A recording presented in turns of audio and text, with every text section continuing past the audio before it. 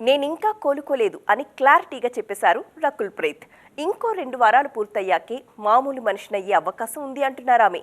అప్పుడెప్పుడో నడుం పట్టేసిందన్న రకుల్ ఇంకా ఆ పెయిన్తోనే ఇబ్బంది పడుతున్నారా? ఇంకేమైనా కాంప్లికేషన్స్ వచ్చాయా? చూద్దాం పదండి. అక్టోబర్ 5 నేను నా జీవితంలో ఏమాత్రం ఊహించని రోజు. గుర్తుపెట్టుకోవడానికి కూడా ఇష్టపట్టం లేదని అంటున్నారు రకుల్ ప్రీత్ సింగ్.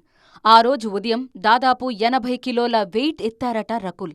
అప్పుడే వెన్నునొప్పి మొదలైనా పట్టించుకోకుండా వర్కౌట్స్ కంటిన్యూ చేసి షూటింగ్కి వెళ్లారు. ఆ సాయంత్రం ఇంటికొచ్చేసరికి విపరీతమైన వెన్నునొప్పి. అదే తగ్గుతుందిలే అని అశ్రద్ధ చేశారు. ఓ 5 రోజులు గడిచేసరికి పెయిన్ పెరిగి బీపీ డౌన్ అయిపోయింది. 10 రోజుల పాటు హాస్పిటల్లోనే ఉన్నారు రకుల్. ఆ ట్రీట్మెంట్లో ఉండగానే ఆమె బర్త్డే వచ్చింది.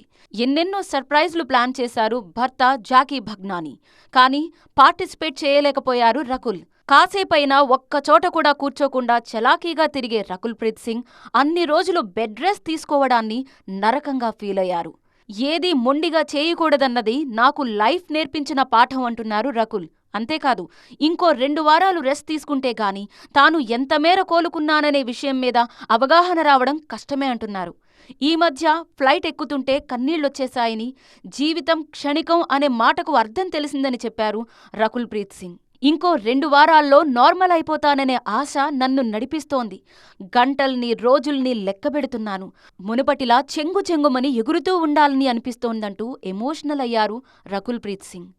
ఈమె గత కొన్నాళ్లుగా నార్త్ ప్రాజెక్టుల మీదే ఫోకస్ పెంచి సౌత్కి నెమ్మదిగా దూరమవుతున్నారు.